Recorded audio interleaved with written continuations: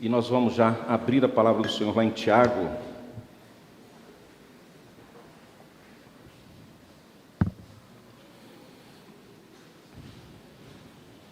Capítulo 1. Por favor, tenha ênfase. Vamos contar com vocês, os irmãos gêmeos? Não? Vamos contar não? Por quê? Ficaram chateados com o pastor de domingo passado?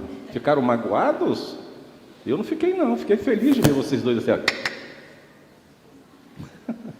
Gente, é benção esses dois ali, glória a Deus. Irmão, se você tem um dom e um talento, quer nos ajudar, nos procure. Não tem idade. Se você é jovem, adolescente, tem um dom e um talento, vê que a igreja está precisando de uma forcinha, vem aqui, procure a gente. Tem muita coisa para fazer na igreja. De repente, o que está faltando para fazer é você que tem que fazer. E a igreja quer te dar esse espaço, esse privilégio para você desempenhar seus dons e o talento.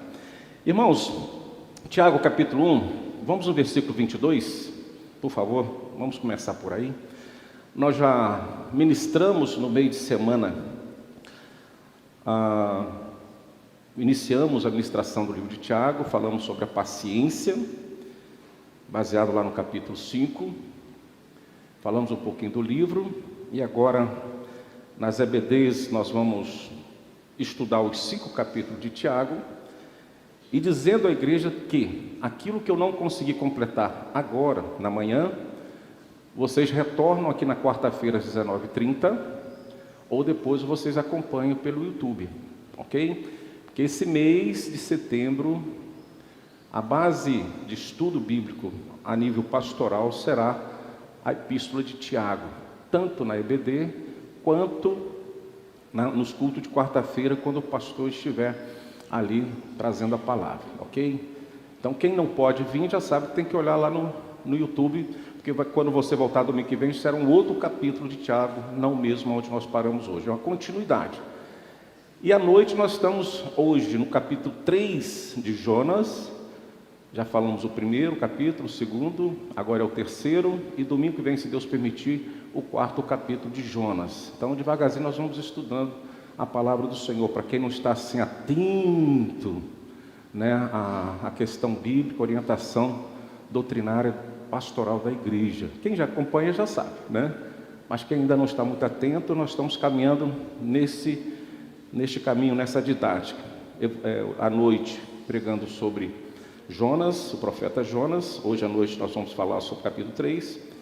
E terminamos o Salmo 33, semana passada. E trabalhamos alguns salmos, e agora vamos para o livro de Tiago, essa carta de Tiago. Vamos ler, versículo 22, todos juntos? Tornai-vos, pois, praticantes da palavra, e não somente enganando-vos. Eu vou dar 30 segundos para você pensar nesse versículo. É a escola dominical, tá, gente? Não espere um sermão. 30 segundos para pensar nesse versículo. E eu quero 3 pessoas para dizer em 30 segundos o que você está pensando, voluntariamente.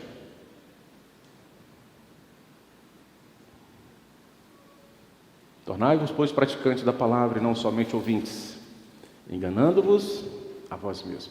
Ontem nós divulgamos o que iria acontecer hoje pela manhã e falamos assim: leia Tiago capítulo 1. Não sei quantos leram, mas foi orientado ontem o pessoal, os irmãos que viriam hoje e aqueles que não puderam vir, lê o capítulo 1. Pensaram? 3 irmãozinhos, voluntariamente, coloque de pé e fale o que o Deus colocou no seu coração. De pé, de pé. Ação? Ótimo. Rapaz, pedi 30 segundos, você falou em 1 segundo. Benção. Mais 2. Eu sei que você sabe, só falta verbalizar. Está dando oportunidade? O Eliseu está dando oportunidade a quem quiser falar, não tem problema não. Pode falar, irmãos, escola dominical. O que você está pensando nisso aí? O que isso fala ao meu coração e ao seu coração? Quando nós somos convertidos, batismo no seu fé, nós fazemos um compromisso. Quando nós não praticamos esse compromisso, nos enganamos na nossa vida. Ouviram o que o presbítero Eliseu falou? Nós fomos batizados, primeiro cremos, aceitamos, batizados, tornamos membros de igreja, aí deixamos de ser ouvintes, e agora como ouvintes somos também o quê? Praticantes. Uma vez não praticando, nós temos que rever o nosso conceito aí de batismo, de conversão, né? Nosso compromisso com o reino de Deus. Mais um. Opa, dois, pode ser, pode ser. Não tem problema não, pode falar, França. Parece que, olhando a história da nossa igreja local, e às vezes a igreja internacional, eu vejo que o da PhD já fez doutorado, pós-doutorado na palavra, mas não pratica. Mas no praticar. Fala, Magali. Bênção, França. Bênção pura. Quando a gente não pratica, a gente aprende Deus, a gente fica um pouco parado, não reparte a bênção. O pessoal vê o mar, mas não vê vida, né? E o pessoal fica boiando. Mar Morto é interessante, né? Diz que o cara não afunda lá de jeito nenhum, né? Fica boiando. O mar bonito, mas não tem peixe, e você boiando sem vida do lado. Ó, gostei. Luciano. Então, a pessoa que faz isso se torna diabo. Porque a palavra de Deus diz que o diabo ele sabe mais de Deus do que a gente. Ele não pratica. Verdade. E treme, né? E a Bíblia diz que o inferno é o diabo e seu. Ele peca pela omissão. É verdade. Discípulo dele, no mínimo. Palavras, isso, que nos leva a refletir sobre a nossa conduta cristã. Irmãos, eu sei que você tem muitas palavras para dar a respeito disso. E a carta de Tiago é uma carta que nos orienta uma convivência cristã com o próximo, uma convivência cristã com o ímpio, veja bem, com o próximo que eu falo com os irmãos, nos orienta a convivência, a nossa responsabilidade para com o ímpio e a nossa convivência espiritual com o próprio Deus. E quando eu falo com o próprio Deus, quando nós temos aí a palavra de Deus para ser oferecida a todos aqueles que estão diante de nós em todos os tempos. Por isso que Tiago, nosso texto central desse primeiro capítulo, é o versículo 22, que numa linguagem semelhante à linguagem de João, Tiago vai falar claramente aonde não vai existir nenhuma sombra de dúvida na sua mente e no seu coração, no que diz respeito às nossas funções diárias de cristão neste mundo. A linguagem de Tiago e João é muito próxima da outra. É como um pai falando para um filho na linguagem do filho, da criança, para que todos possam o quê? Compreender. Não é uma linguagem complexa, de profunda teologia, como é Romanos, Paulo escrevendo a Romanos, mas é uma linguagem transparente, bem claro e objetivo, aonde você, se uma criança ler, consegue entender, e aonde qualquer outra pessoa, irmão em Cristo, lendo, também possa entender e praticar. Então, recapitulando algumas coisas que já falamos, Tiago, a epístola de Tiago foi escrita com o objetivo, primeiro, acredite, nós vamos falar isso mais à frente, de ensinar a sabedoria para podermos perseverar em meio às dificuldades até o retorno de Cristo. Então, Tiago está preocupado com a igreja, como ele era uma referência da igreja naquele momento, de preparar a igreja para a volta de Cristo. E essa carta ela foi escrita entre o ano 44 e 62 depois de Cristo, e nós já estamos no ano 2000 depois de Cristo, e a igreja precisa continuar sendo preparada até o retorno de Cristo. Tiago vai escrever essa carta no momento da dispensação, quando a igreja de Jerusalém está sendo perseguida e os cristãos estão sendo espalhados. ele como referência, ali junto com Pedro em Jerusalém, ele vai trazer essa carta à igreja, aos judeus convertidos, aos ímpios, os gentios convertidos naquela época, como um só corpo, e trazer a eles a orientação desse comportamento aqui até a volta de Cristo. E neste capítulo, como nós temos o contexto de praticar, que é o nosso tema de hoje, ele também traz aquela advertência para que possamos buscar em Deus, nós vamos ver isso detalhadamente mais à frente, a sabedoria. Não uma sabedoria de um intelecto para exercermos uma profissão, enfim, não. Ele está falando para que tenhamos sabedoria da parte de Deus, para termos uma convivência uns com os outros. E essa convivência, como nós já falamos, com as pessoas lá de fora, uma convivência nessa sociedade, aonde nós possamos de fato sermos vistos de forma transparente como um povo diferente, separado por Deus para ministrar as boas novas de salvação a todas as pessoas.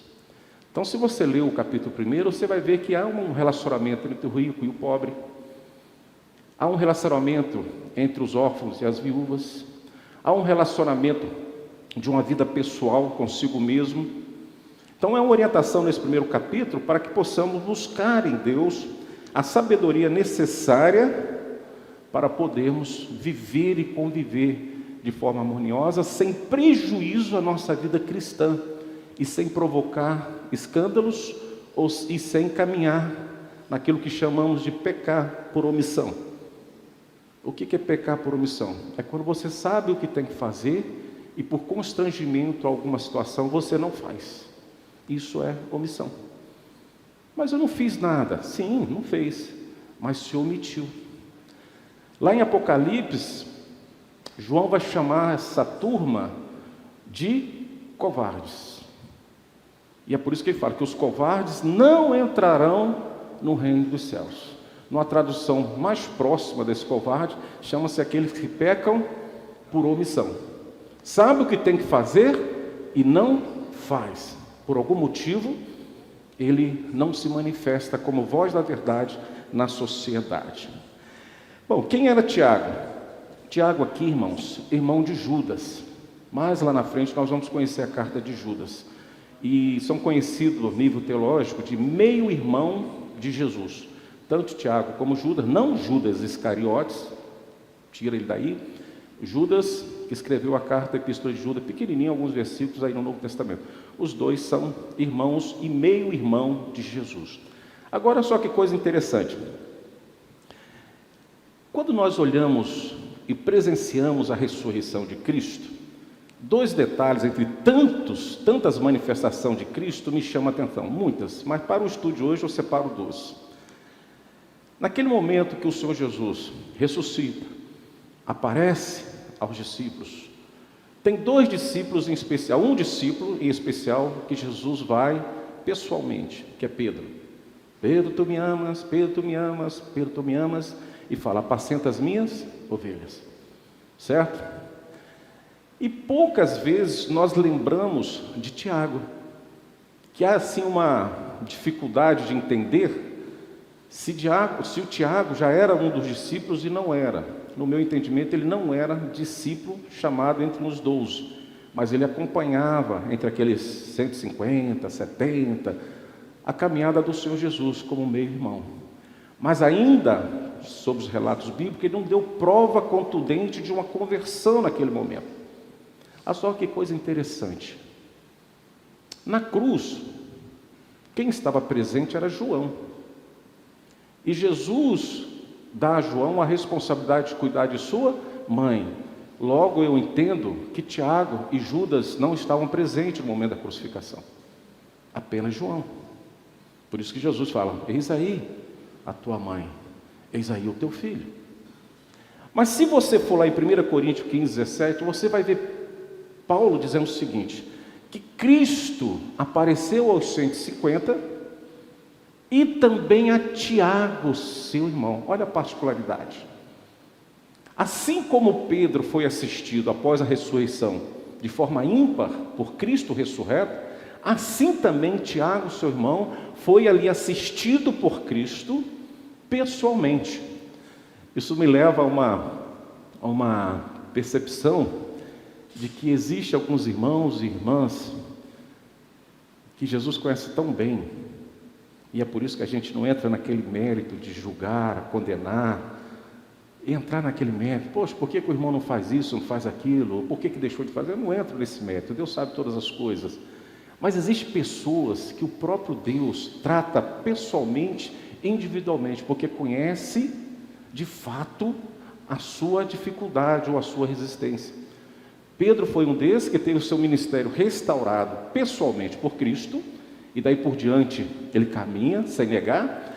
E Tiago, seu irmão, também foi visitado por Jesus. Ou seja, Tiago precisou de uma forcinha a mais, né? Para que pudesse crer de fato que o seu meio-irmão, Jesus, era o Filho de Deus. Era o Filho de Deus. E daí por diante, Tiago abraça essa causa de Cristo de uma forma tão tremenda e tão eficiente, que se você olhar o primeiro versículo, presta atenção nisso. Olha o versículo primeiro, do capítulo 1. A olhar ali, Tiago, viram, né? Todo mundo leu aí, né? 1 Coríntios. Então tá bom. Olha o que acontece ali. Como que Tiago se apresenta? Tiago, servo de quem? Deus e...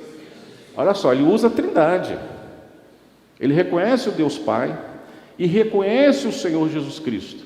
E aí ele vai às 12 tribos, que é uma referência do povo de Deus, tanto judeus convertidos como gentios convertidos.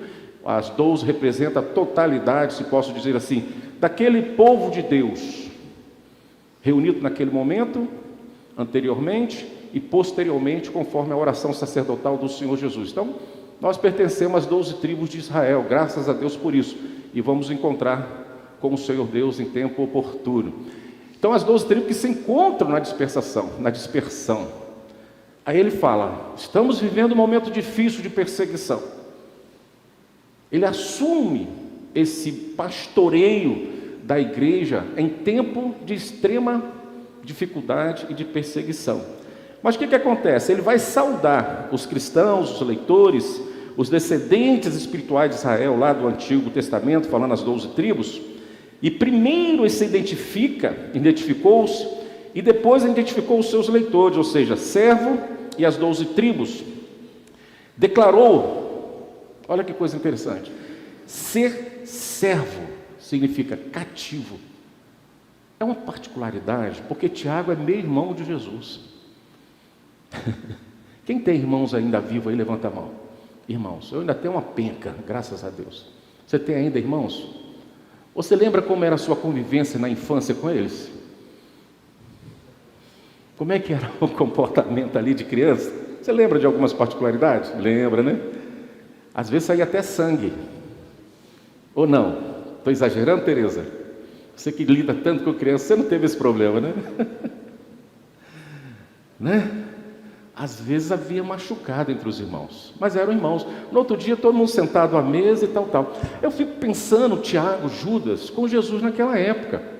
Jesus, aos 12 anos, sentando no templo, discutindo com os doutores da lei. Aos 12 anos. Esse menino era precoce demais. Aí eu lembro, e falo eu lembro daquele probleminha de José com seus irmãos lá no Egito. Vocês, eu tive um sonho. Lembra do sonho de José? E os irmãos, esse cabra, vão machucar ele. E machucaram José e venderam ele como escravo. Não foi ou não foi? Irmãos, você acha que Tiago e Judas olhavam para Jesus como? Esse baixinho, esse primogênito, esse pequeno, não sei o que ele está querendo. Em alguns momentos até incentivaram Jesus a aparecer, fazer algo mais, na tentativa de que ele se desse mal. Olha só que coisa, a convivência entre irmãos. Aquela caminhada foi singular. José o pai, Maria a mãe, os irmãos reunidos e a convivência caminhando. Só Jesus pregando, dando testemunho, sinais e prodígios, e os irmãos, não, ainda não. Mas depois, particularmente Tiago, tem um encontro com esse irmão dele, meio irmão dele, Jesus conversa com ele e ele se transforma, se rende, a ponto de dizer que servo de Deus e do Senhor Jesus Cristo. E o que significa a palavra servo? Você teria coragem de se identificar como servo de alguém? Você teria coragem? No que diz respeito ao aprendizado da palavra de Deus? Você teria coragem de dizer assim: eu sou servo de Deus, sou servo do Senhor Jesus, sou servo da Igreja Presbiteriana da Glória, sou servo do Conselho da Igreja Presbiteriana, sou servo aí das lideranças da SAF, da UPH, enfim, das nossas lideranças, sou servo. Assim como eu sou em Deus, eu sou servo, eu vim para servir. Ou seja, um servo, irmãos, à luz do que nós entendemos dentro da linguagem do original, é alguém comprado, é alguém que pertence a um dono, a um senhor. Uma palavra mais robusta e para que nós possamos compreender. Servo, quando se apresenta como servo, Tiago está dizendo assim: eu sou escravo de Deus e sou escravo do meu irmão Jesus. Olha como esse garoto chamado Tiago mudou e foi transformado. Essa é a apresentação que ele se faz, a saudação que ele faz à igreja. Então ele indica não somente uma humildade, de Tiago, mas também, nessa primeira fala, traz um testemunho profundo, peculiar da sua fé em Deus e em Jesus, seu meio-irmão terreno, como seu redentor. Como seu redentor.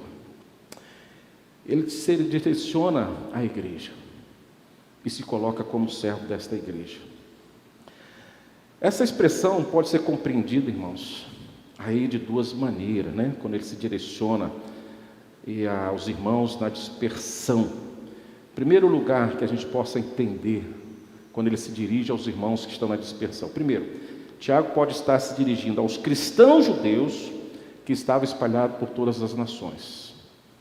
Ele pode estar dirigindo aos judeus. Segundo, Tiago pode estar se dirigindo até mesmo aos cristãos gentios, desta maneira, uma vez que tanto judeus como gentios haviam sido reunidos num só corpo em Cristo, juntamente com os 12 apóstolos, no número simbólico, como nós já falamos, que lembra 12 tribos de Israel.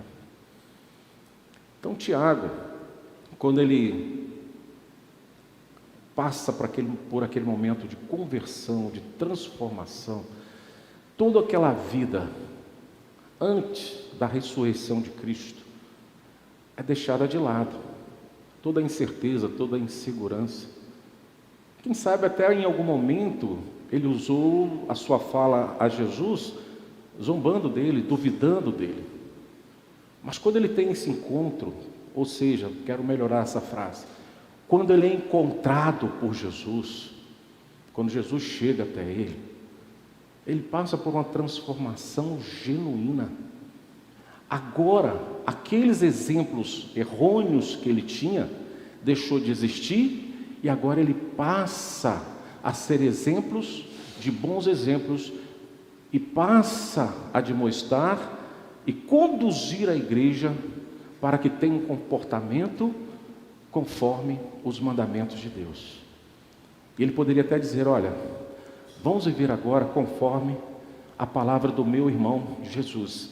Mas ele fala assim: vamos viver conforme Jesus, porque de Jesus eu também sou servo, sou escravo, Então, quando nós chegamos na carta de Tiago e passamos por este momento, quando ele diz: Tiago, servo do Senhor Jesus Cristo e das 12 tribos que se encontram na dispersão, já falamos o que é isso, saudações. E aí o versículo 2 aparece para nós: meus irmãos, tende por motivo de toda alegria o passar por várias provações. Ele continua dizendo: sabendo que a provação da vossa fé, uma vez confirmada, produz o quê? Perseverança. Ora, a perseverança deve ter ação completa, para que sejais perfeitos, íntegros e em nada o quê? Deficientes. Se porém, olha só o que necessita, Pois se, porém, alguns de vós necessita de sabedoria, olha o conselho de Tiago, peça a Deus. Simples assim. Simples assim. Nós vamos falar mais sobre isso. Mas esse primeiro capítulo, ele vai admoestando a igreja, aconselhando a igreja a como viver, a como se relacionar.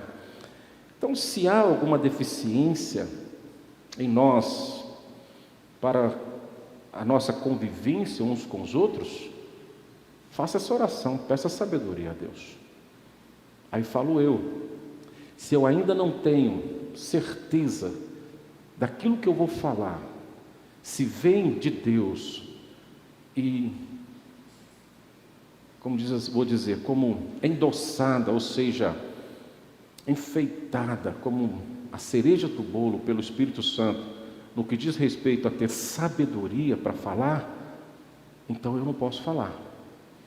Mas uma vez requerendo ao Senhor sabedoria e sentindo no coração que eu vou falar de forma sábia, logo eu sei que o que eu vou falar vai edificar, vai construir, vai ser algo que vem fazer com que a igreja se torne mais unida e mais forte. Mas uma vez que eu percebo que ainda não estou ali agraciado pela sabedoria do Espírito Santo, se eu for falar, eu vou falar de uma forma carnal, pessoal.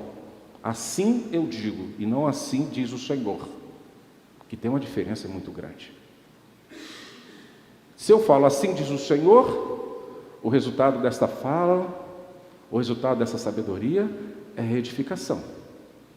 Mas se eu falo assim digo eu, o resultado dessa fala é prejuízo, é destruição. Então Tiago, sabendo que a igreja precisava se conviver entre si, com sabedoria, ele fala, olha, o endereço da sabedoria é o mesmo endereço de buscar fé, é Deus. Busque em Deus, para podermos nos relacionar. Então veja bem, se algum de vós necessita de sabedoria, peça a Deus, que a todos dá liberalmente, e nada lhes impropera, e ser-lhe-á o quê? Concedido. É interesse de Deus que o povo de Deus seja sábio, no seu falar, no seu agir, no seu proceder, no seu conviver, no seu dia a dia. Ora, representamos o povo de Deus, então não podemos ser assim tão tolos, quando tivermos que abrir a nossa boca. Não. Quem nós representamos? Quem Tiago está apresentando? Deus e Jesus Cristo. Então ele fala, quando nós tivermos que nos comportar diante dos homens, nós temos que nos portar com sabedoria. Então peça a Deus. Aí no versículo 6, ele continua, peça porém com fé e nada duvidamos, pois o que duvida é semelhante à onda do mar, impelida e agitada pelo vento. Até para receber sabedoria precisamos de fé, tá? Não é só para curar um enfermo, não é só para recebermos uma bênção, mas a fé também precisa ser buscada com fé. Versículo 7, não suponha esse homem que alcançará do Senhor alguma coisa. Não suponha esse homem que alcançará do Senhor alguma coisa. Ânimo de ânimo dobre. Aquele irmão que eu costumo dizer assim, está fundo e está raso, conforme o dia. Tem dia que ele está com uma fé substancial, removendo as montanhas. No outro dia, ele está desesperado, sem fé, murmurando. Ânimo dobre. Um dia você está perto de Deus, no outro dia está lá embaixo, longe de Deus. Então ele diz assim, não suponha esse homem que alcançará do Senhor alguma coisa, um homem de ânimo dobre, inconstante em todos os seus caminhos. Um dia está bom, um dia está ruim. Então, Tiago está falando, olha, nós precisamos ser contundentes. Ele vai falar de perseverança. Ele vai falar assim, todos os dias da nossa existência, nós precisamos ter um norte. As pessoas precisam ver em nós uma verdade. É assim que nós nos comportamos. As pessoas não se surpreendem com as nossas ações. Ele sempre vai perceber e esperar de nós ações que convergem o quê? Para a prática do Evangelho, e não contrária a essa. Um dia eu estou cheio da minha fé, no outro dia eu estou arrasado, sem esperança, sem convicção. Ânimo dobre. O irmão, porém, de condição humilde, Aí vem aí, falando do comportamento uns com os outros. Glorie-se na sua dignidade, e o rico na sua insignificância, porque ele passará como a flor da erva. Duas questões. Tanto o humilde quanto o rico, eles têm algo em comum, embora muitos de nós, pobres, não conseguimos perceber. O que nós temos em comum? A salvação. Pobre sempre vai existir, rico também sempre vão existir. Tanto o rico quanto o pobre vão herdar da parte de Deus, conforme a vontade de Deus, algo em comum, que é a salvação. Então, enquanto o rico e o pobre caminham na face da terra como corpo de Cristo, precisamos conviver e conviver bem uns com os outros. Então, se eu sou pobre, glória a Deus, aleluia. Eu vou caminhar com Cristo. Se eu sou rico, não vou confiar nas minhas riquezas, mas a mesma fé que o pobre tem em Cristo, é a mesma fé que o rico precisa ter em Cristo. É isso que Tiago está dizendo na convivência.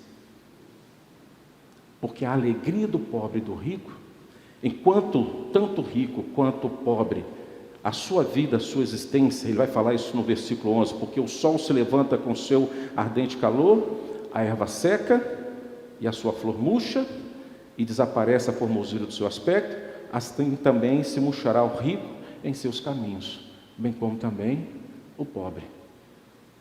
Tiago, de forma poética, está dizendo assim: tanto o rico quanto o pobre morrerá.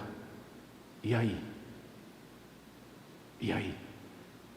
Se você é rico, qual é a sua resposta? Se você é pobre, qual é a sua resposta? Então, enquanto possamos vivermos, precisamos viver de uma forma de nos relacionar com sabedoria, exercendo o nosso ministério, praticando a palavra de Deus, sabendo que por alguma situação, uns conseguem ser, no que diz respeito a ter condições de vida, como rico, e outros não conseguiram ainda chegar a uma questão financeira que possa lhe dar independência e muitas vezes fica na necessidade. Mas o comportamento dos dois precisam ser assim, conforme a palavra de Deus. Versículo 12 diz assim: bem-aventurado o homem que suporta com perseverança a provação, porque depois de ter sido aprovado, receberá a coroa da vida, a qual o Senhor prometeu aos que o amam. Ele está falando do rico e do pobre, para todos nós. Ninguém ao ser tentado diga, sou tentado por Deus. Aí ele entra numa questão prática de vida e de santidade, que nós possamos ter a cada dia o discernimento. Ninguém ao ser tentado diga, sou tentado por Deus, porque Deus não pode ser tentado pelo mal, e Ele mesmo a ninguém tenta.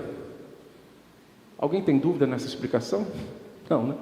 Cuidado não confundir provação com tentação. Tiago está falando de tentação e não de provação. Tentação não vem de Deus. Olha só. E ele vai explicar por quê.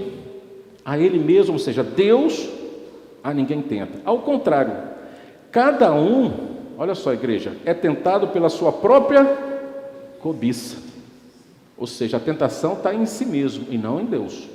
Está na nossa carnalidade, está nos nossos desejos, nas nossas vontades. E ele diz, porque Deus não pode ser tentado pelo mal, então Ele mesmo a ninguém tenta. Olha só que coisa interessante.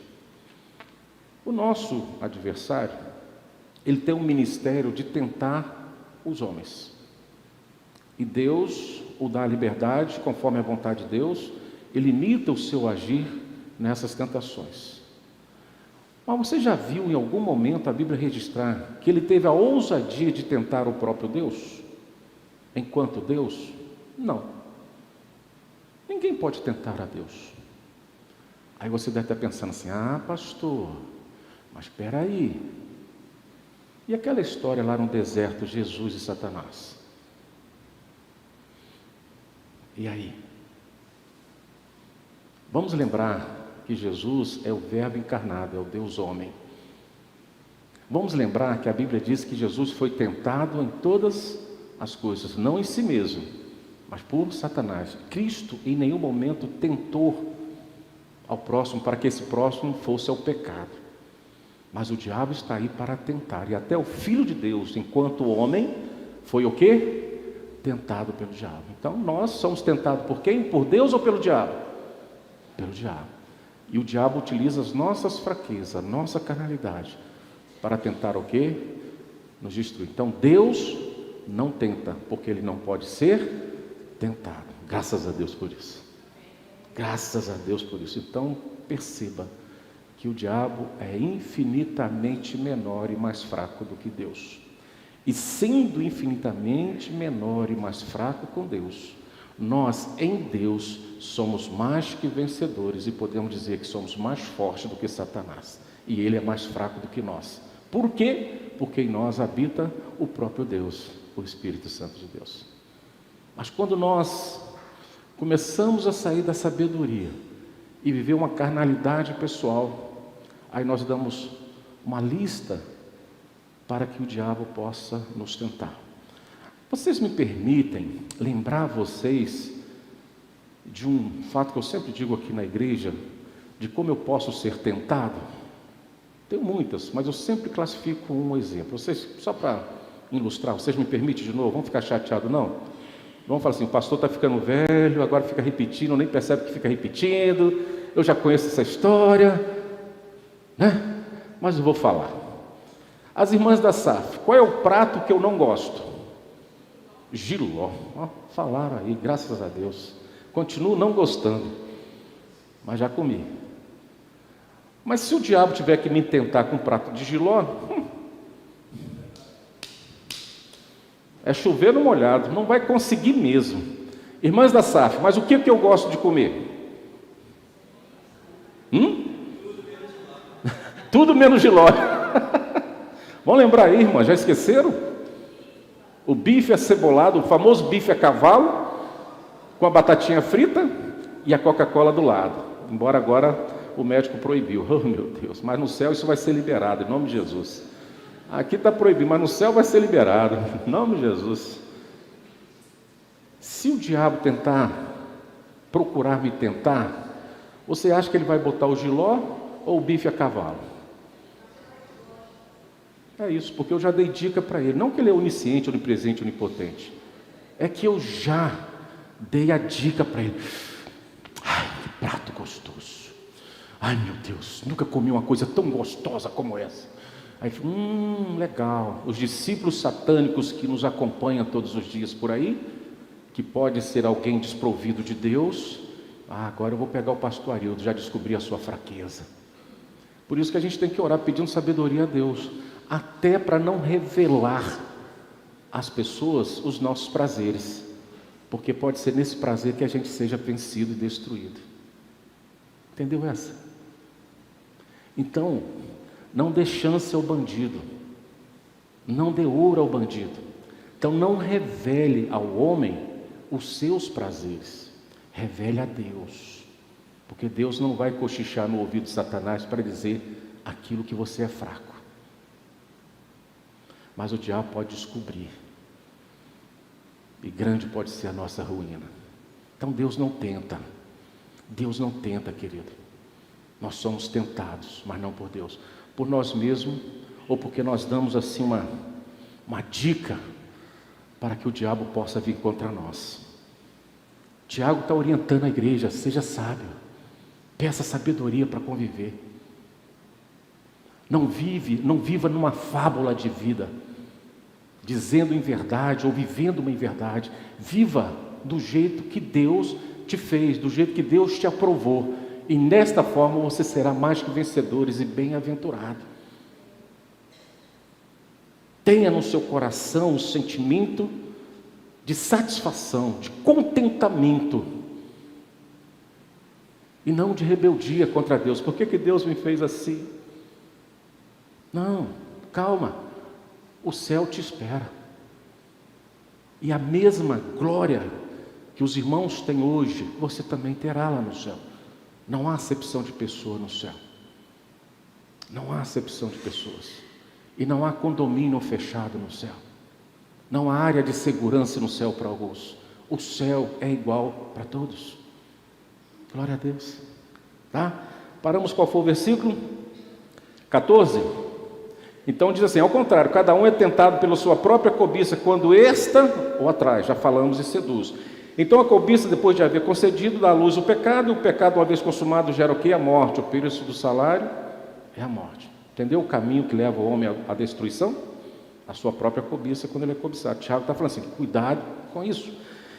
Versículo 16, irmãos, olha como ele diz de forma carinhosa e bem clara: não vos enganeis, meus amados irmãos, toda boa dádiva e todo dom perfeito são da onde?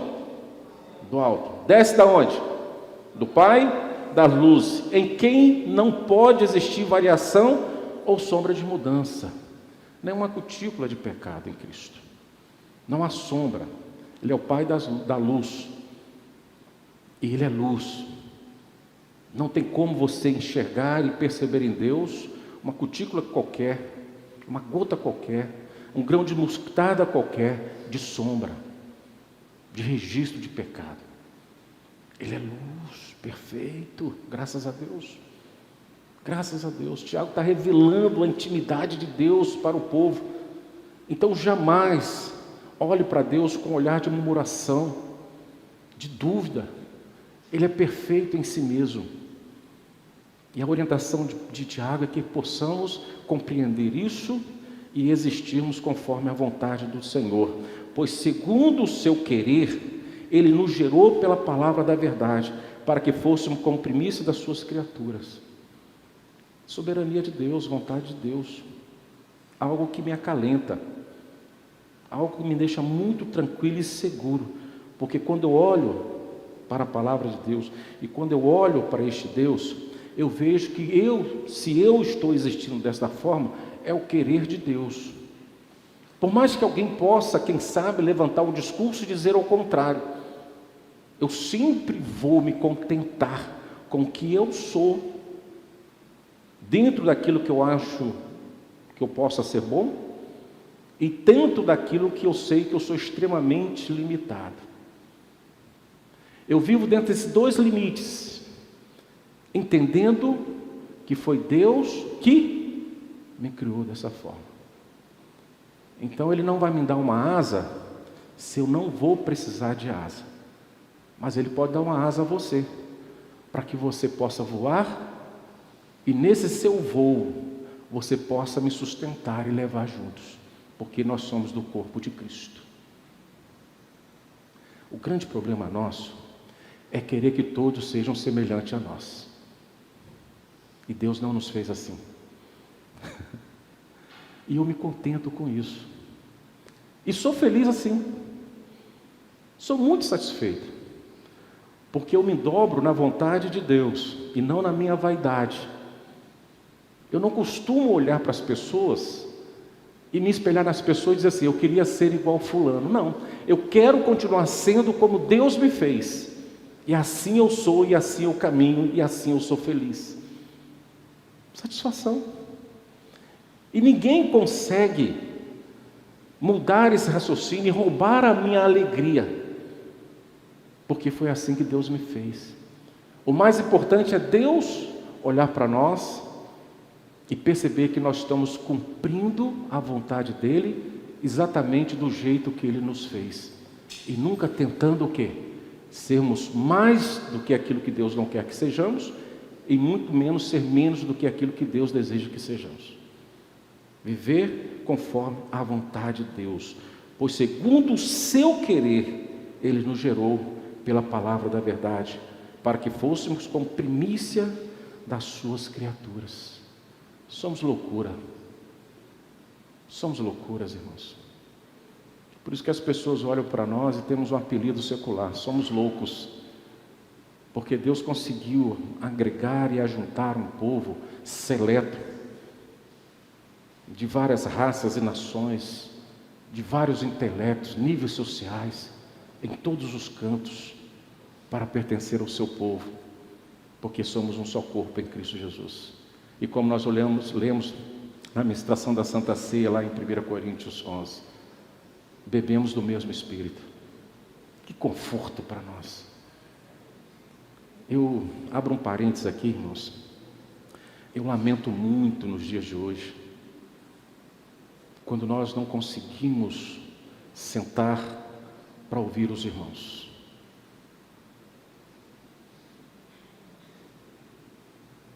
Eu lamento isso. E lamento quando nós só queremos ouvir um tipo de irmão. Como que eu lamento? Como que eu lamento? Porque quando eu olho para as Escrituras, quando Jesus prometeu um Consolador, Ele prometeu o mesmo Consolador para todos. Ou você acha que o Espírito Santo que habita no coração de uma mulher é diferente do Espírito Santo que habita no coração de um homem? Você acha que o Espírito Santo que habita no coração de uma criança é diferente do Espírito Santo que habita no coração de um idoso? Você acha que o Espírito Santo que habita no homem iletrado, humilde por natureza, é diferente do Espírito Santo que habita no homem com mestrado e doutorado e pós-doutorado, seja lá em que for da teologia?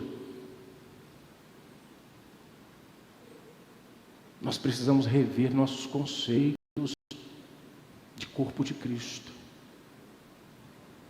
Porque senão nós entramos numa igreja e selecionamos, entre aspas, qual o Espírito Santo eu quero ouvir hoje.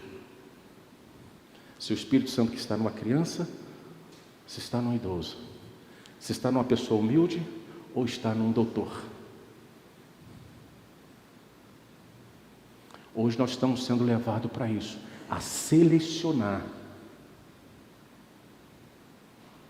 uma certa categoria de Espírito Santo na igreja. Eu vejo isso com preocupações.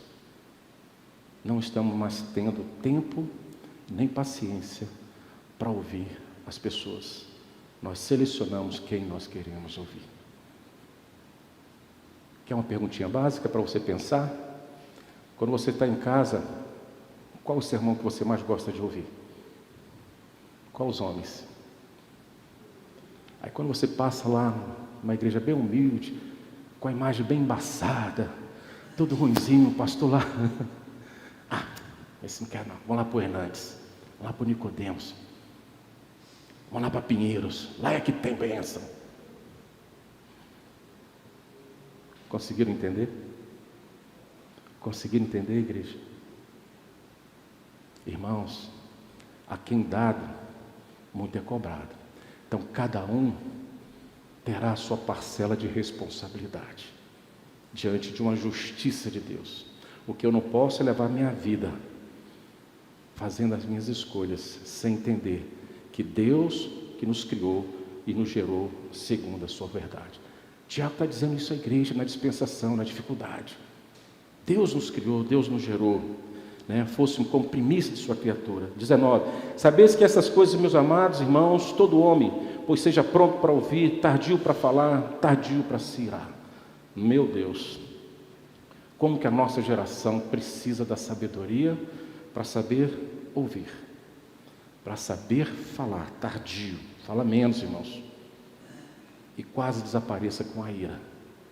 Porque uma vez que você coloque a sua ira em prática, segundo as Escrituras, significa que você não tem fé e nem paciência em Deus para resolver as questões.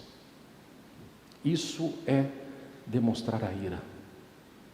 Irar não é pecar, mas você tomar atitude para resolver a sua ira se torna um pecado, sem esperar a manifestação de Deus. Irai-vos, não pequeis.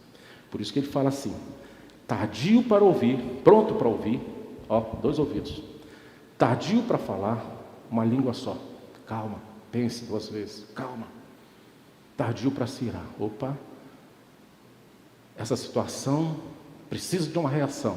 Eu sei, mas calma, espera, ora, tranquiliza.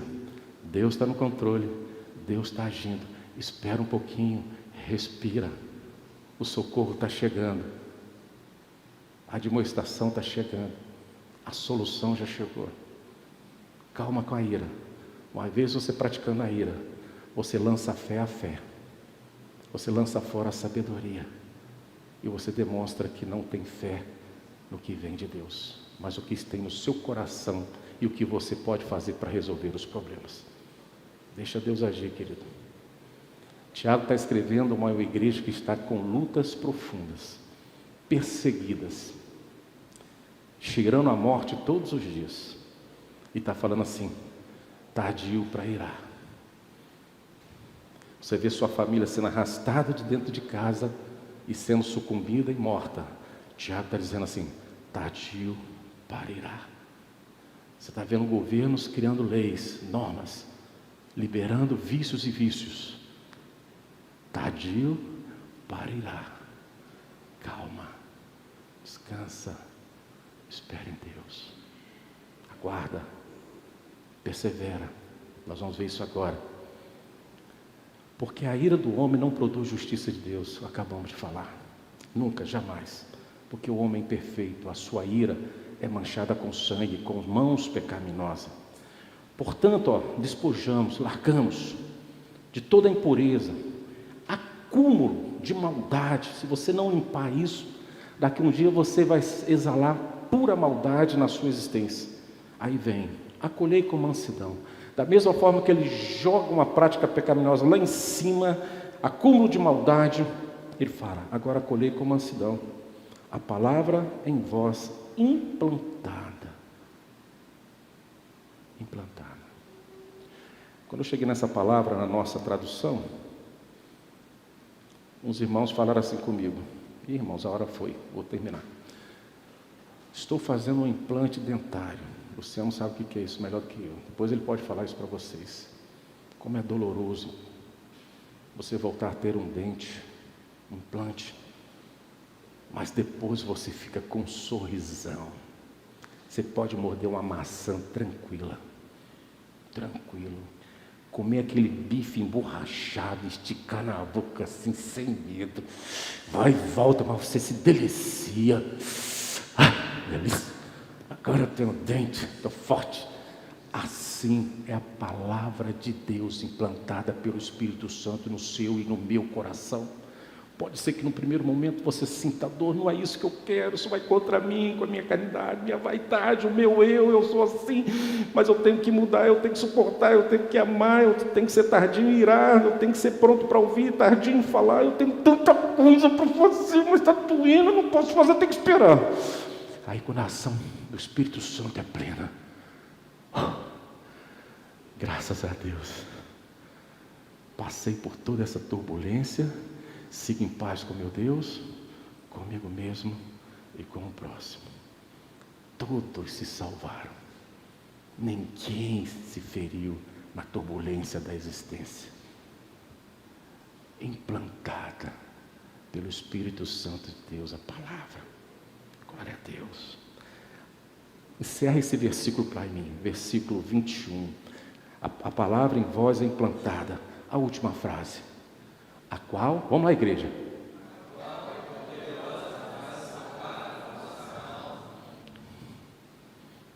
Você está falando para quem esse último verso? Para quem você está falando? Para mim ou para você?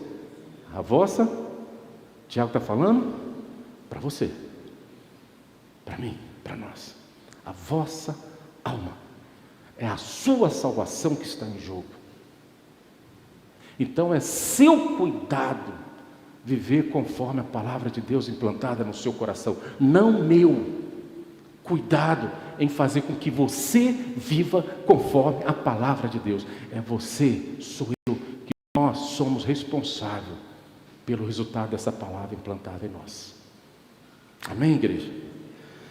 Tomai-vos, pois, praticantes da palavra e não somente ouvintes, enganando a vós mesmos. E os últimos 3 versículos, quarta-feira a gente encerra.